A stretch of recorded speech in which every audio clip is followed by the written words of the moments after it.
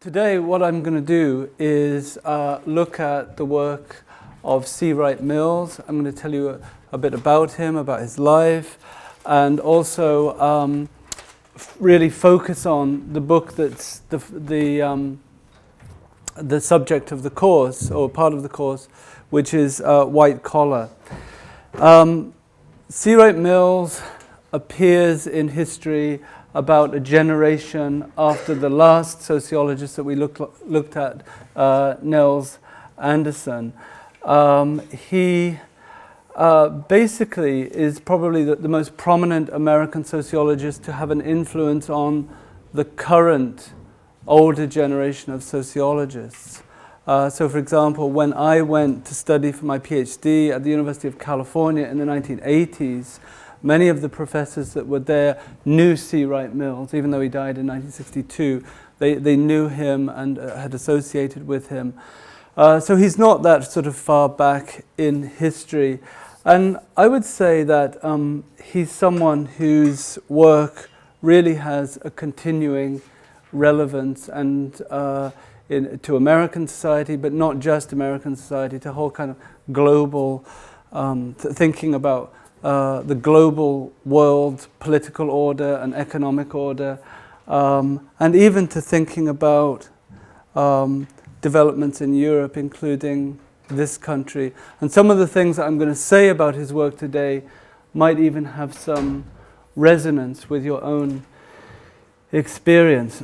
Now, before I talk about the book that we're looking at here, White Collar, which was published in 1951. I'll just tell you about some of his other works. He was basically somebody who wrote books. He came of age when scholarship was about writing books. After the 60s and 70s, the focus in academia moved to sort of writing articles. But he wrote books which I think still have a very powerful and lasting influence on us.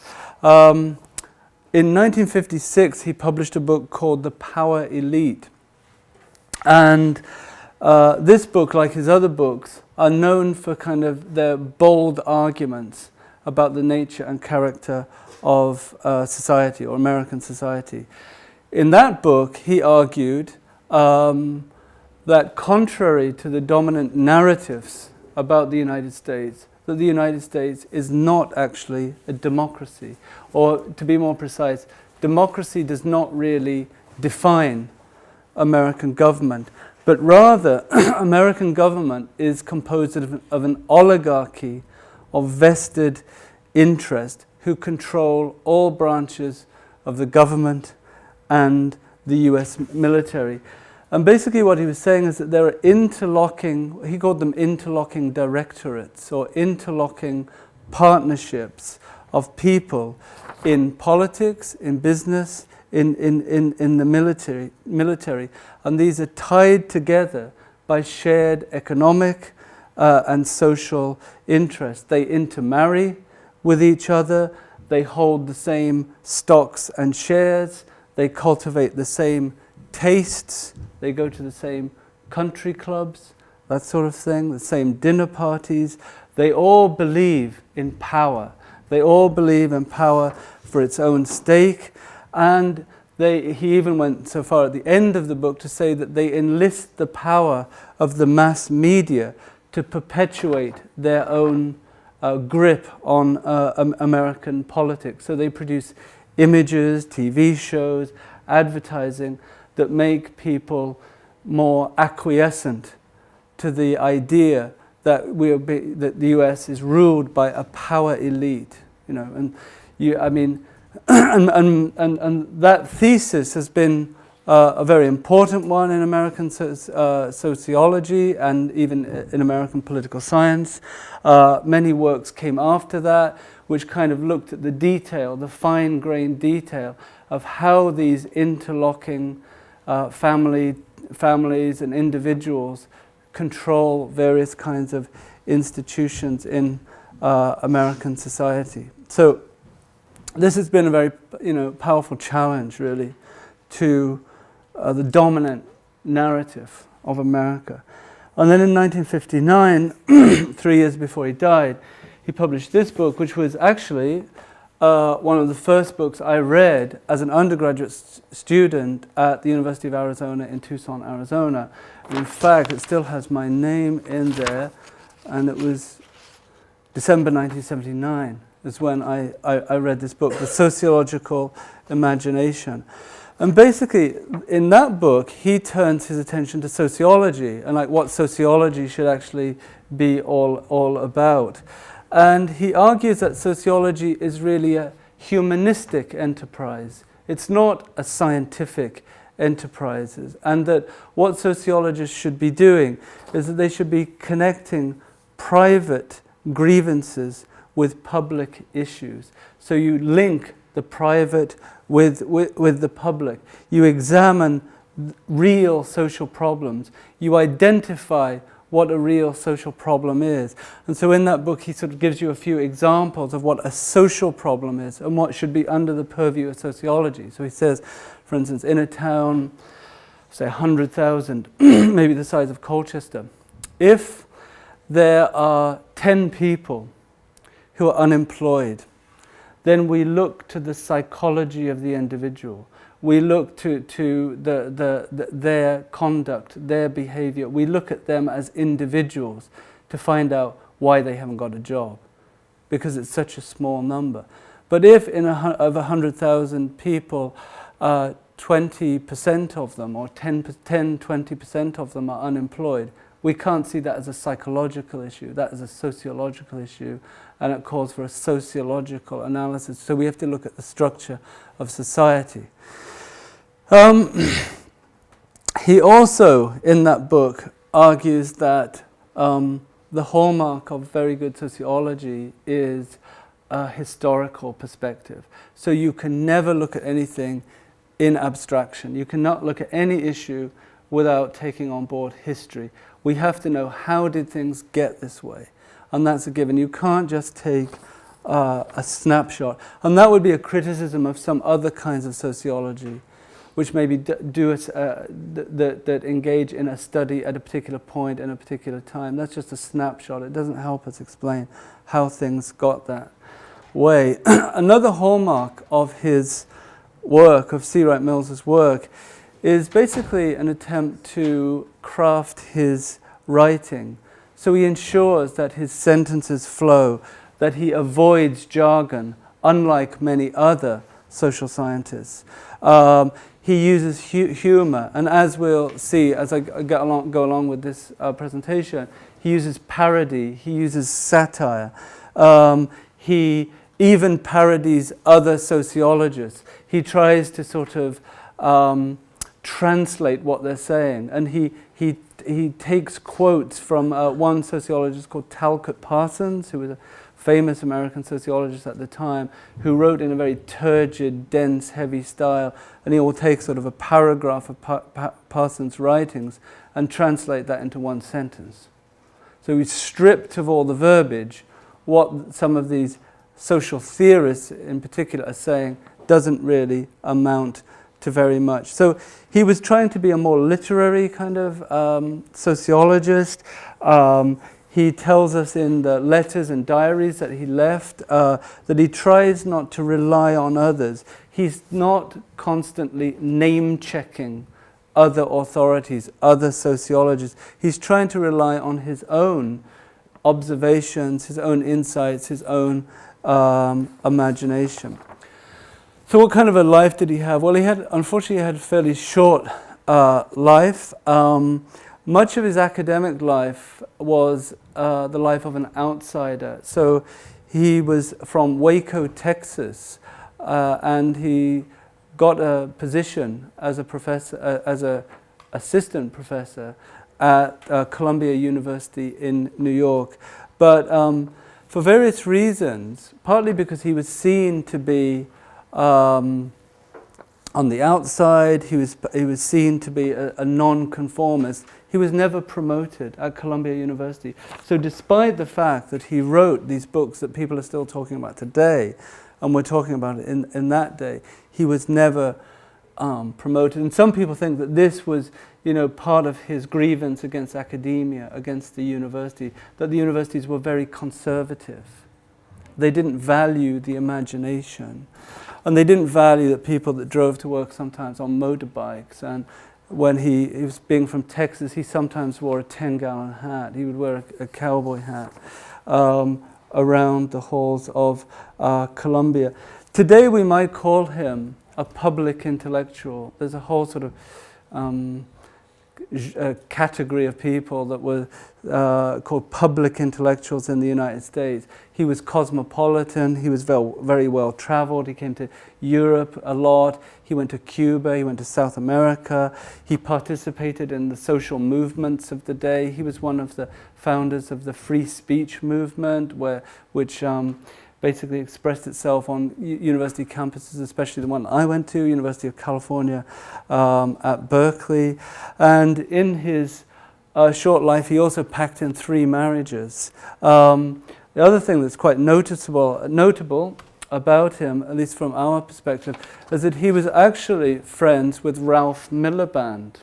Ralph Miliband is the father of Ed and David Miliband. David Miliband, does anyone know David Miliband's middle name? Not that you should.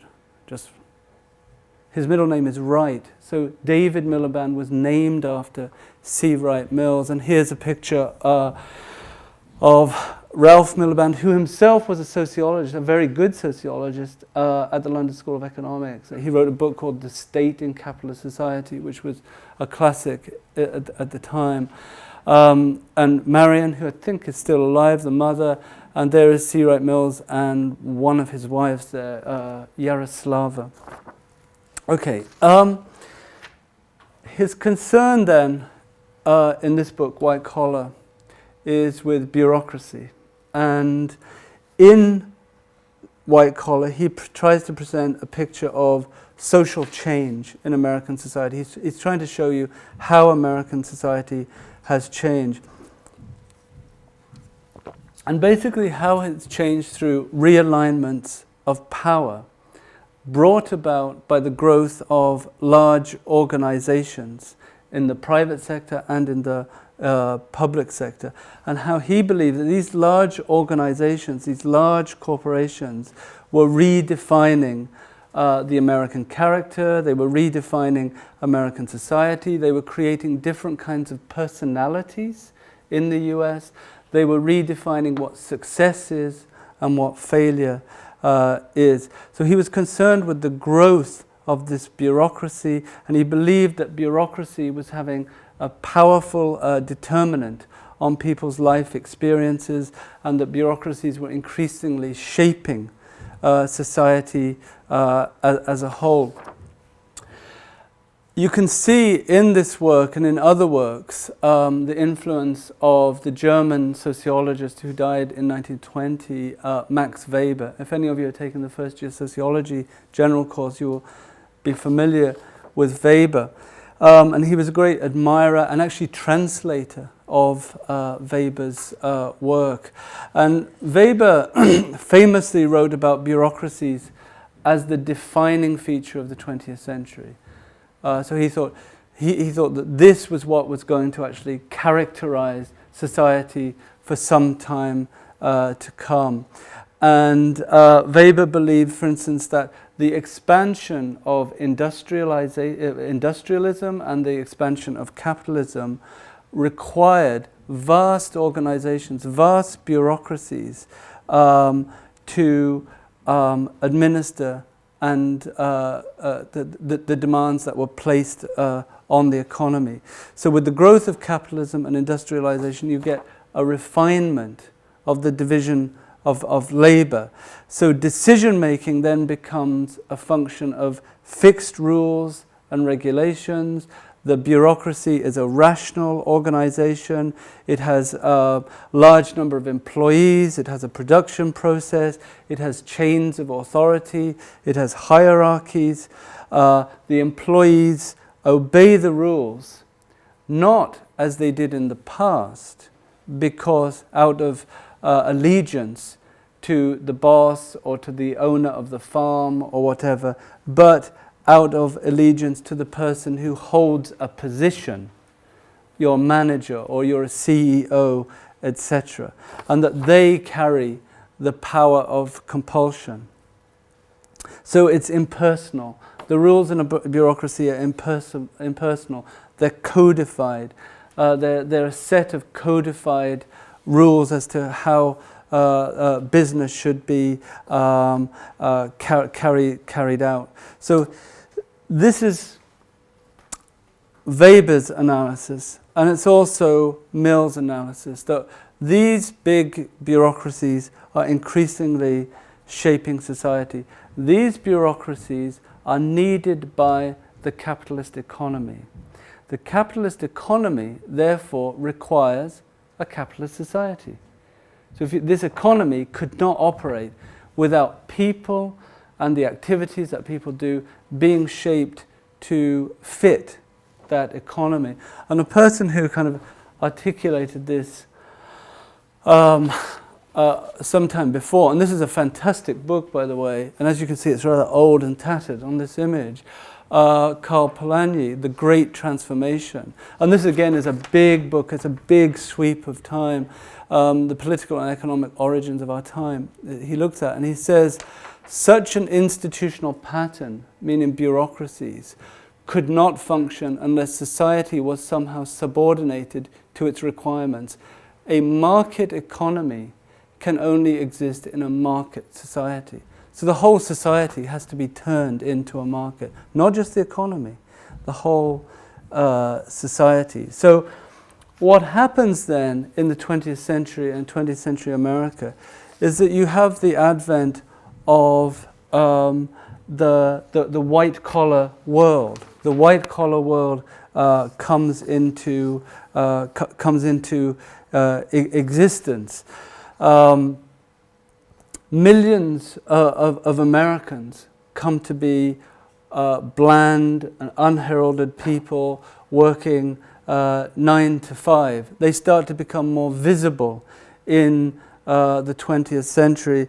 At the outset of the book, Mills points out how these kind of 9 to 5 workers, these bland kinds of people, start to turn up in American literature, film, plays. The classic, of course, is Death of a Salesman. Has anyone ever seen that? Read it? You've seen that, yeah? Did you see it here in Colchester? No. Okay, yeah. It was on in Colchester recently. You know, sort of the story of Willy Loman, you know, someone who tries to be, against all the odds, a great success as a salesman, but becomes a huge failure at life. You know, so it's something that's kind of dissecting this whole world of sales and what it is to be sales. Show up even in American art. Edward Hopper is one of the most famous 20th century American painters, and he's known for a number of these kinds of, like, I would call them vignettes of American life, and this one is just called The Office at Night. You know, more and more people are ending up like that, doing that kind of thing. But that picture is quite ambiguous as well. What's the gender relations here? What's going on here? But really, this is not a heroic scene, is it? This is not a heroic painting. There's a kind of ennui in that painting. So the white-collar world becomes a place where both great dreams are hatched, aspirations are raised, but also they're dashed at the same time.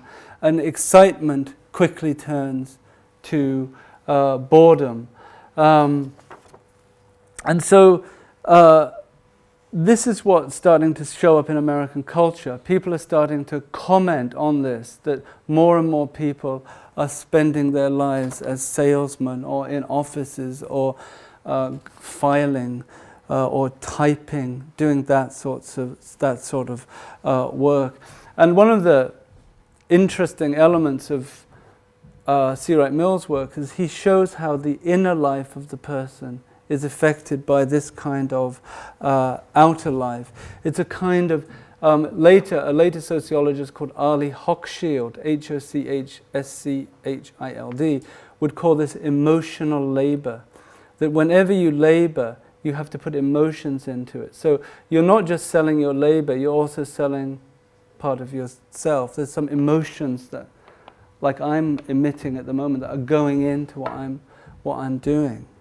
So all labor is also kind of emotional, has an emotional element to it.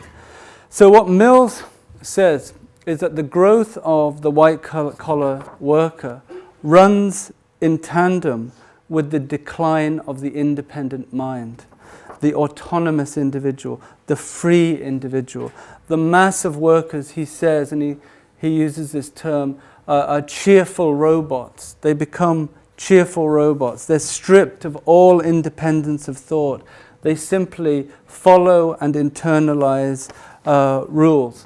And you might ask then, okay, well, if he's got a historical dimension, how does he explain this? How did this come to be? Well, he says that there used to be, in the 19th century, an old middle class, an old American middle class, and that American society was predominantly rural until very recently. So, in the 19th century, 75% of people were farmers who worked on farms. By 1950, it was 10%. So within a fairly short compass, you've got this exodus out of the rural life, out of rural occupations, into urban work places. Many of these people are decanted into offices. They start to work in offices. And he has all sorts of phrases that he uses for this kind of this world. He calls it the great sales room, the enormous file. He talks about a new universe of management and manipulation. And for him, the word management and manipulation are almost the same. They're almost synonymous with each other. So this is what's replacing the American dream. So in the past, one could be a self-made person. You could be a self-made entrepreneur. You could, stand or fall on your own wits. And a majority of people in the United States in the 19th century were able to sort of fashion some sort of life doing that. But the era of the self-made man, he says, which was the prototype of the American dream, is dead, and consequently, to a certain extent, the American dream has disappeared under the boot of the corporation. That it's corporations that really control America. And so he even sort of challenges the idea that America, in this book as well, is a democracy. He says in the past, there was some link between free enterprise and private property and American democracy, and that small entrepreneurs could make a living. They could compete in the democratic society. And he says they're now broken behind the big money of the corporations who centralize production and consumption. And he tells us fairly near the book, near the beginning of the book, classic democracy no longer exists in America. There's no democracy anymore because we don't have a liberal democratic society. We have a managed corporate society where there's less and less room for individual independence. So the flair and individuality of the past, the flair and individuality that was expressed, say, in the craftsmanship of the individual entrepreneur is replaced by the standardized products of the factories, the standardized approach of Willy Loman, of the corporate salesman, selling. What are they selling? They're not selling things they made. They're selling mass-produced goods that are made in factories, and today they're made in factories that we don't even know where they're made, right? As the horse meat scandal demonstrates. So basically what he's saying, that there's a diminution of variety, there's a diminution of variability. It's a supermarket model which decreases the range and variety of goods that are on sale by standardizing. So the number of apples, say, for instance, in Britain, 50, 60 years ago was far more than you would have today. on sale. There's been a diminution. We want just shiny, red, waxy apples. And that's a kind of metaphor for the whole society. He says it's becoming shined, waxy apples is what we're producing. There's also little democracy, he says, because the American economy doesn't work according to free market principles. It might have in the 19th century, where there was a minimum of state intervention, people bought and sold from farms and from small entrepreneurs, they bargained, they haggled, they bartered, they traded, etc. But in the era of the big corporation, it's not a free market, it's a rigged market. So big businesses fix the prices. They fix the prices between themselves. Sometimes they bring in the trade unions, sometimes they bring in agribusiness or big farmers. But the idea is that the price is set not by the market. That is an illusion. It is set by corporations that operate in tandem. So he's starting to kind of disintegrate here a number of kind of cherished ideas about American society. Okay, so who are these people now? Who are these bland, heralded, faceless people? Who are these people? Well, he calls them the new middle class. They're managers, they're salaried professionals, they're salespeople, they're office workers, they're even university professors, and I'll get back to that later. And these comprise an increasing part of the US workforce. So, in the past, he says, people would the 19th century craftsman, the 19th century entrepreneur would work on the total product. You would work on the whole thing from beginning to end. Increasingly, this has disappeared, and you have more people that actually spend their time not working on one product, but planning, coordinating, administering new routines for other people, administering new tasks for other people. These individuals spend their days compiling records, making records, managing, coordinating, obeying the bureaucratic hierarchies and chains of commands. And you can see this in the private sector, in the corporations, but also in the public sector, in the government, in the hospitals, in the schools, in the police forces, in the courts, in the universities as well. So he sees, one of the things I think is quite interesting about Mills is that he puts universities in the picture. So many sociologists do not. They airbrush it out. But he sees the university as part of the trends that he's analyzing. And since he has a lot of experience in universities, he knows what he's talking about. He observes from the inside what's going on in the universities. And I'll come back to that a bit later. So, who do you have? Who are these new middle class? Okay, one category are managers. Managers are responsible for these kinds of tasks that I've just been describing: coordinating, planning, administrating.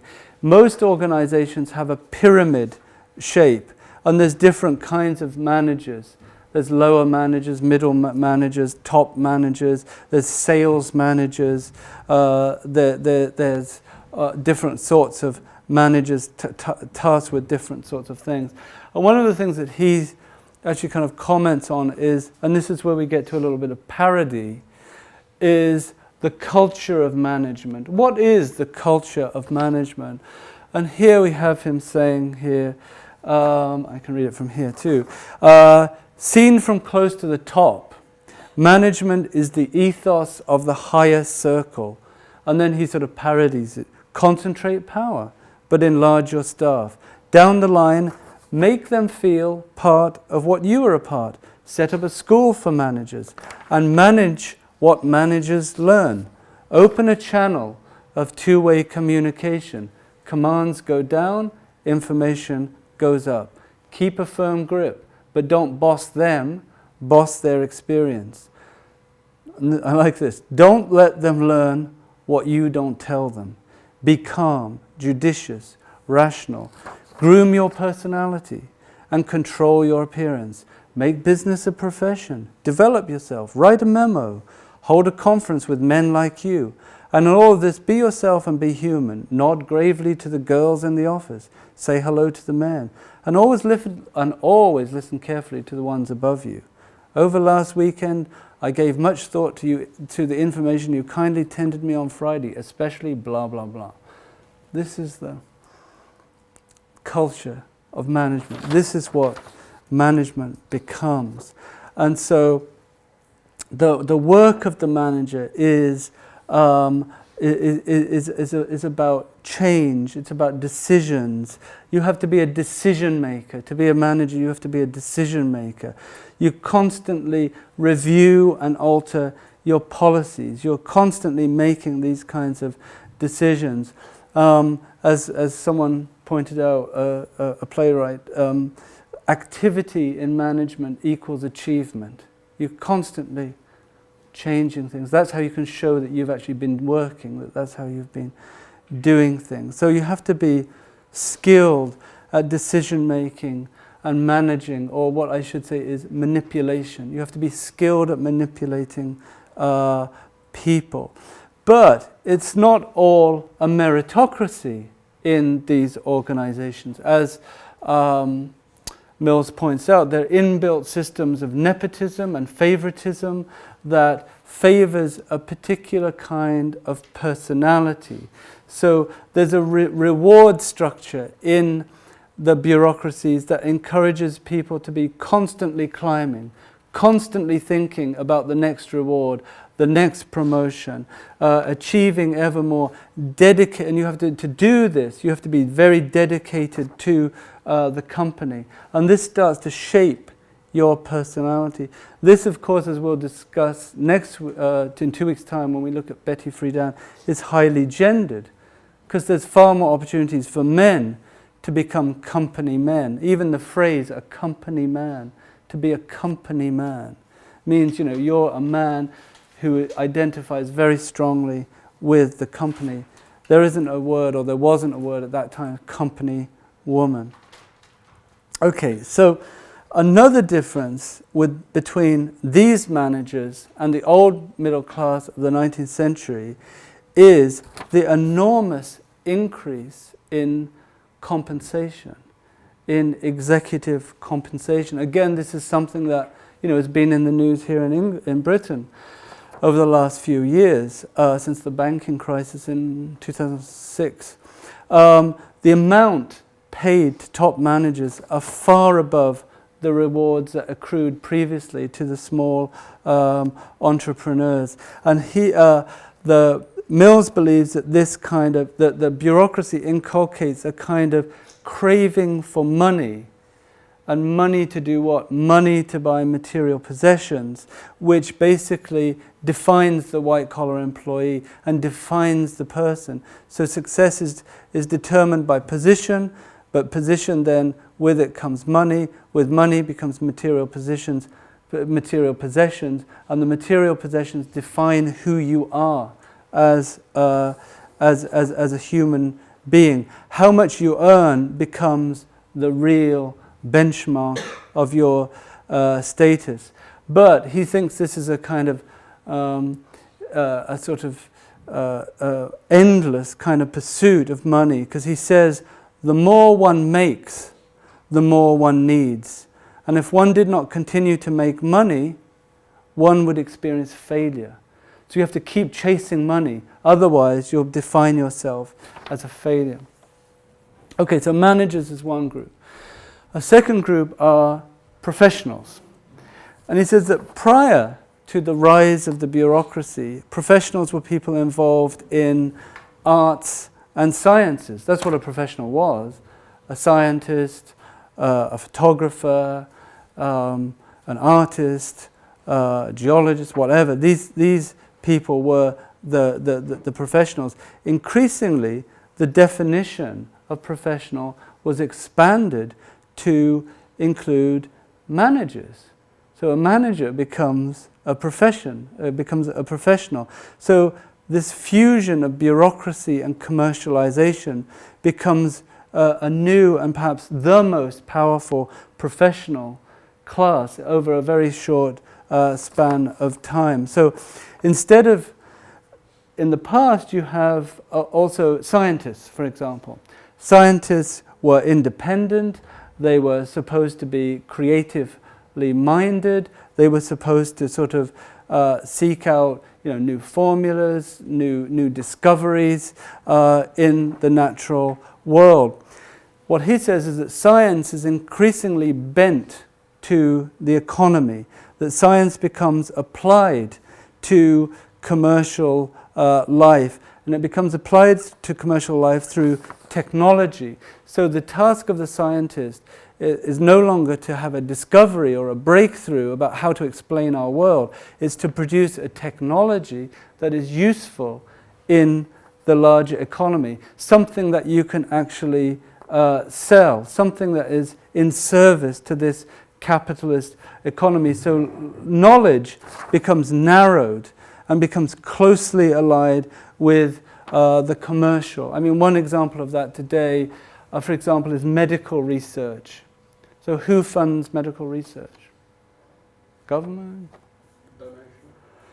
Some donation, yeah, and that might be wealthy people. So if they donate money, then they want particular results. Anyone else there? The pharmaceutical industry. So the pharmaceutical industry actually pays for lots of medical research. So you have this kind of fusion of a commercial interest and science. And he says that this kind of perverts it and skews it. Along with all this comes changes in education. So he extends his analysis to college professors who increasingly, he says, do not teach independence of mind, but knowledge that is functional to the capitalist economy and to commercial ends. And colleges themselves are starting to vocationalize education. We have added to university business schools. Well, not so long ago it would have been a joke to consider that business was an academic subject, but that's not the case at all anymore. So he doesn't call it education, he calls it the training, and he makes a distinction between education and the training of managers becomes the province of a business school. You have now very prestigious MBAs that you can get all around the world. So that's another trend, the kind of subservience of knowledge and to business and to commercial ends. And this knowledge itself also becomes more and more fragmented. So in the past, a professor would have had a very broad knowledge of the world, would have had a familiarity with different kinds of academic disciplines. And he says today, and he's talking 50 years ago, but I think this still applies today, the professor has a very specialized knowledge, and they're not able to connect their knowledge with other broader currents of knowledge. You get the segmentation of different academic disciplines, anthropology, sociology, psychology, economics.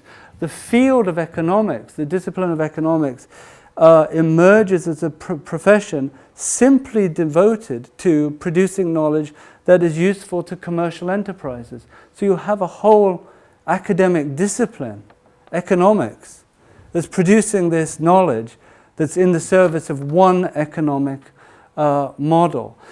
So he says, what happens to these professors?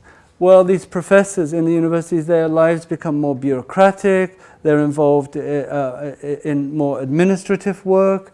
Sometimes, he points out of his own field, sociology, he says often a journalist is more sociological than a sociologist and often knows more. And he talks about the cult of objectivity in sociology and measurement, that in academia there's a kind of emphasis on systematizing knowledge, bureaucratizing knowledge, and pushing out creativity and originality. Okay. He then goes even further and says it's not just in the university, it's not just the professors, it's in the arts. We have now a culture industry. This culture industry In the past, artists, photographers, writers were bohemians. They were subversive. They were, people like Arthur Miller, who were, actually producing social commentaries or producing new visions of the world. Not anymore. We have a culture industry of popular literature, magazines, radio dramas, TV scripts that are in the service of either pacifying people or producing commodities for mass consumption. And you have the whole field of advertising. So, and you can get a degree now in advertising. So you have this whole area called advertising, which is basically devoted to selling company products. And he thinks that, it entails a kind of Faustian pact to be an advertiser, because advertising, in his view, is basically lying. You're just lying, So, but he says, what effect does that have? When a man sells the lies of others, he is also selling himself. To sell himself is to turn himself into a commodity. So this is Willy Loman. This is the world of the salesman. A commodity does not control the market. Its nominal worth is determined by what the market will offer. You become a commodity. When you start to sell lies, you start to believe what these companies tell you about their products. And then finally we have salesmanship. The most important figure in many bureaucracies are the salesmen or the salespeople. And this is the salesperson, the person that's promoting the company, promoting the company's products, is really key, it's imperative to the organization. As he tells us, the salesman's world has become everybody's world. The whole world is starting to become suffused with selling. And again, you get a sort of slight parody here of salesmanship. Here we go. The salesman's world has now become everybody's world. And in some part, everybody has become a salesman. The enlarged market has become at once more impersonal and more intimate. What is there that does not pass through the market? Everything passes through the market. Love, science, virtue, conscience, friendliness, carefully nurtured skills, animosities. This is a time of venality. The market now reaches into every institution and every relation. The bargaining manner, the huckstering animus, the memorized theology of pep. You always want to be upbeat about what you're selling. The commercialized evaluation of personal traits. You look at someone, is he going to sell? Is he a seller? Is he a winner or is he a loser? You want to sort of develop traits that are commercialized. They are all around us, in public and in private. There is the tang and the feel of salesmanship. That's the world that America is going into. Okay, so he continues and he says a lot about this world of selling. And what explains this emphasis on selling is that companies constantly have to sell things. And one of the features of the production process that he makes reference to is built-in obsolescence. Built-in obsolescence. So to ensure continued demand for a product, you cannot make things to last.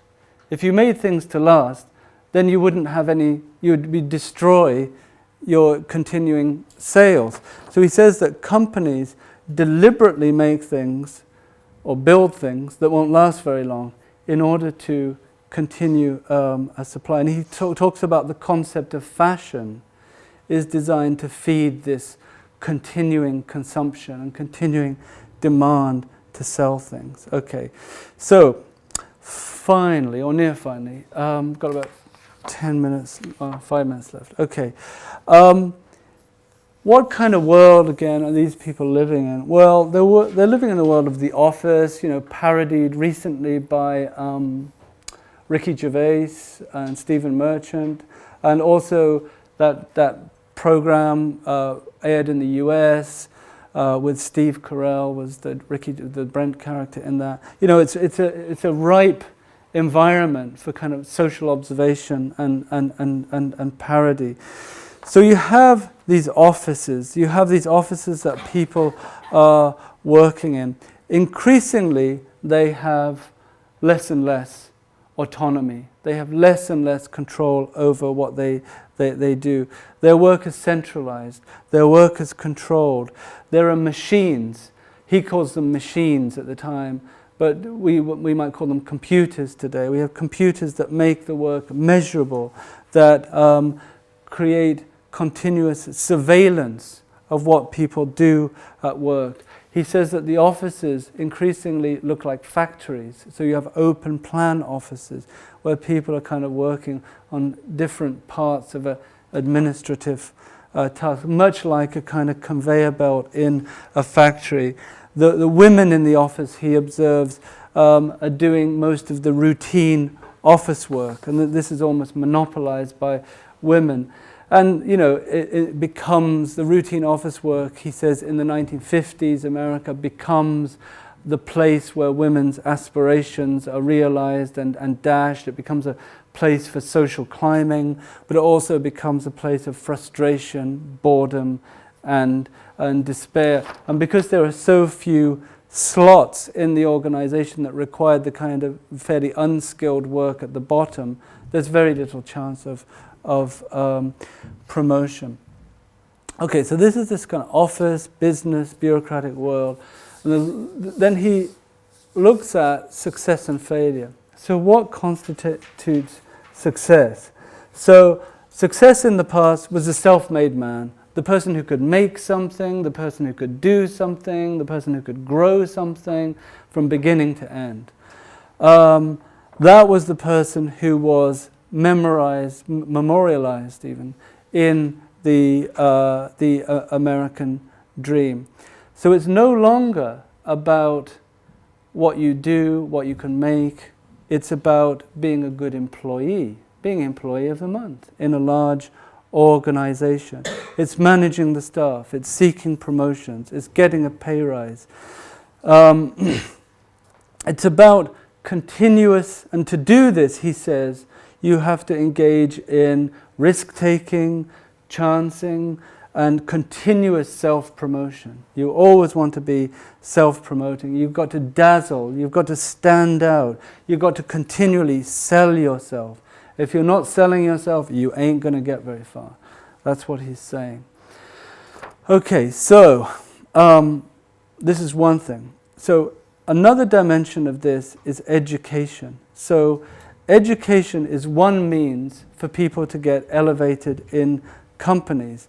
But in the past, he said, people went to university or school for education.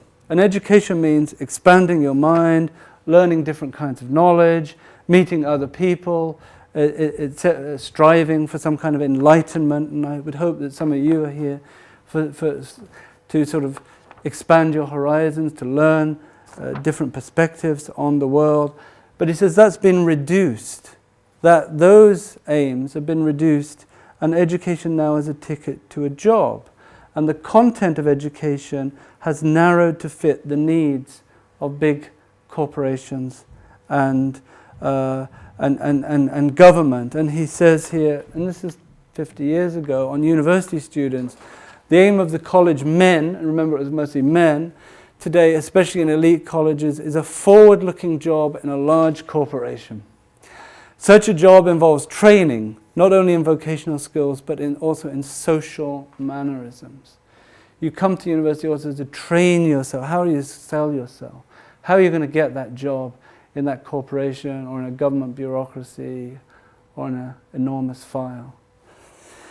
But, he says, there's a huge disparity between aspiration and achievement, right? Because not everyone can get to university, and he makes this point, which I think is probably still valid to a certain extent today. The father's income, rather than the boy's brains, determines who shall be college trained. All right, so not everyone can do this, and he realizes that. Okay, so he talks about then that this success and how you get success and how you get promotions and how you have to groom your personality, groom your appearance. But he said he's quite pessimistic. He says not many people can do it, can get up to the top of an organization because it's a pyramid structure and there are not many slots at the top. So, for those people that can't dazzle, that can't sell themselves, what happens with them? And he says, well, there's a whole group of people that are failures, that this system produces many people that are failures.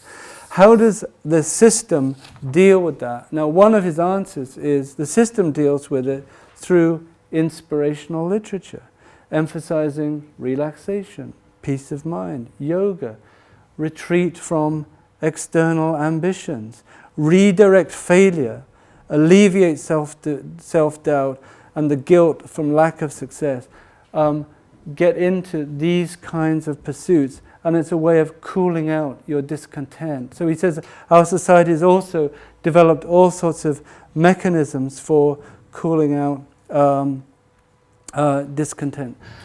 Okay, just finally, so how would I sum up this book and Mills? I think he's trying to characterize the American way of life, what has happened to the American way of life over time, how it's changed from people being kind of autonomous, independent, creative, making things on their own, doing things, educating themselves for the sake of education, to being being channeled narrowly towards commercial and bureaucratic ends. And that this bureaucracy, he says, is starting to dictate American social structure and American personality.